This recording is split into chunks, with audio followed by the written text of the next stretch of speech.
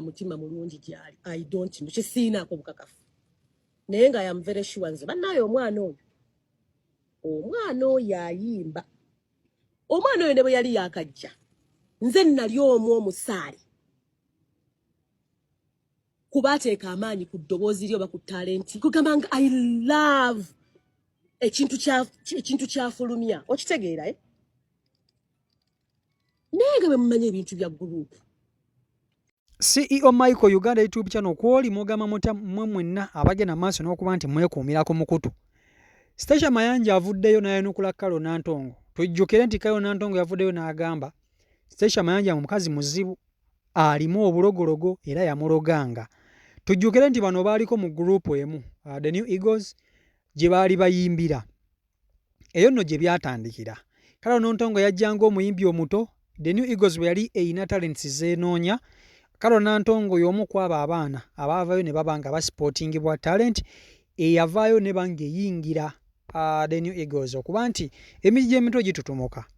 Wabula eno ebintu tebyatambula bulungi. Kalo Nantongo agamba nti Stasha Mayanja ono yamuloganga. Buli omu tayogera munne buzibu bwe bwava. Kalo tayogera buzibu bwava kuki, Stasha tayogera buzibu bwava kuki. Ebigambo Kalo Nantongo byayogedde ku Stasha Mayanja. Stasha Mayanja yabadde tali mu ggwanga. Naye yakomyewo okuva e Canada gye yabadde ku kyeyo n'akomawo wano. Era amuzzeemu. Akatambi nkayina nga Stasha Mayanja addamu Kalo Nantongo. Ku bigambo ebigambibwa nti mulogo. Wabula Stasha Mayanja ayogedde ensonga zino zonna gye zaava ne gye zaatandikira. Njagala nsooke nkutuuseeko Stasha Mayanja ono omwewulirireko owulire ebigambo byayogedde ne byazzeemu Kalo Nantongo. Obuzibu bwavaawa, obuzibu bwava ku kiki ekibatta, lwaki Stasha yaloga Kalo Nantongo? Byonna mbikuleetedde ku CEO Michael Uganda. Nze saagenda kuba kyeyo, nze nagenda kunzijanjaba ne ntuuka eri nga nina okufuna embeera embeezaawo. Kati ate ne bwe nali ngenda sirina gwe nateesa naye. Ate ne bakiba kinnemye era alhamdulillah. Ekirungi nkomyewo eka.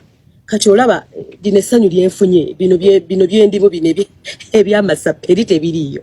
Eri teryakumanyi. Kati nabeerawo ng'oba gwani nga teryakumanyi. Okusaba omulimu ng'olina okuba ne experience obw'eki gye nali sirina. So natandikira mu mirimu egi-challenging ennyo era nasharingako bafanzi bange ku TikTok yange. Ate abalala ne kibanyiiza ne bambuukira. Nze kyessaamanya nti nabo gye baali baakola. Naye nga nakola emirimu okulongoosa toilet okwata like kati nga mbeeramu naye nga ne Allah onzisizza nnyo amadaala okusinziira eri gye mbadde. Okitegeera? So emirimu egyo gyali noonya omukulu yayimba awandika akayimba Uganda esinga Bulaaya. Amanja. Bana Uganda. Mwagala ensi yammwe. I am telling you this is a very beautiful country. Gwe bwondaba omulala ayinza okubasibwa ndaba. Abantu abandi okumpi bamanyi kyendi. Oba oli awo saali wa mutima mulungi gyali. I don't know. Kisinaako bukakafu. Naye nga I am very sure nze bannaye omwana oyo ayimba. Omwana oyo ne bwe yali yakajja. Nze nali omwo omusaali. Kuba ateeka amaanyi ku ddoboozi lyo oba ku talenti. Kugamba nga I love ekintu kyafulumya. Okitegeera naye nga bwe mumanya ebintu bya gurupu. Waliwo ekiseera we kyatuukawo bambi nga gurupu zirimu nga bwemulaba ebiseera waliwo Royal Island ne Firebase. Okitegeera ne mu Eagles lyalimu mu Golden Band. So we nali ngenda e Makka nalina abantu bangi be nalina okusonyiwa ku mutima. Kubanga obusiramu butugamba tokola hijja ngo yina obusungu. So nagenda n'ensanga omwana oyo backstage. Nenga naye omwana ono tambuuza. Wayinza oba waliwo embeera eriwo gye sikola ki? Abaaliwo bakijjukira. Nateekawo nnyo embeera ne mugamba sweetheart bwaba waliwo obuzibu. Wayinza oba olwana entalo z'otokola ki? Z'otomanyi. Naye ngenda Makka. Bwe mba nnakunyiiza. Nsaba okole ki? Saba onsonyiwe. Nange bye wanyiiza nkola ki? So natekawo embeera yali ayagala na sagala biddamu. Yali ayagala na kuyenene ngamba nze alhamdulillah ne tukuza omutima gwange. So bwe nabiraba bannange Umanyize waliwo ebintu ebiziberawo omuntu n'akyogera ne ngamba nga njagala omuntu yali wanzijukiza ekyo ekintu sikiwulirangako. Ngate wamugoba ne ku stage. Ati kyegambye nti sikiwulirangako nakiraba ne ngamba maybe ayina kyayisawo maybe mulwanyi sentalo omanyi munne tubeerawo omuntu n'akukyayisa omuntu nga naye tomanyi n'obeera nga wamukyawa. Ate saagala bba wa mileage nti oba kulwana sigaba ssannyalazi mukyala. Enensi ekintu bwe kiba si kikyo ne bw'owaalirira otya muganda wange tosobola kukifuula kikyo. Riziki ya munno tesobola kufuuka yiyo.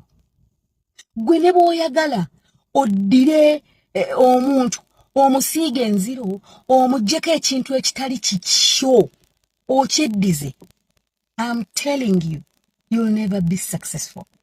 Osobeera successful for a short period of time, but with time ate olina ayitawo kubanga omukisa gwali gugwe.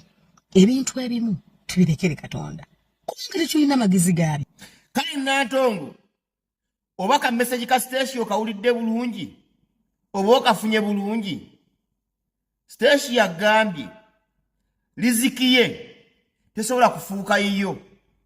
Nagamba ne wona amusiiga enziro n'omuwaayiriza okuva ensi gyetandikira ne gyekoma.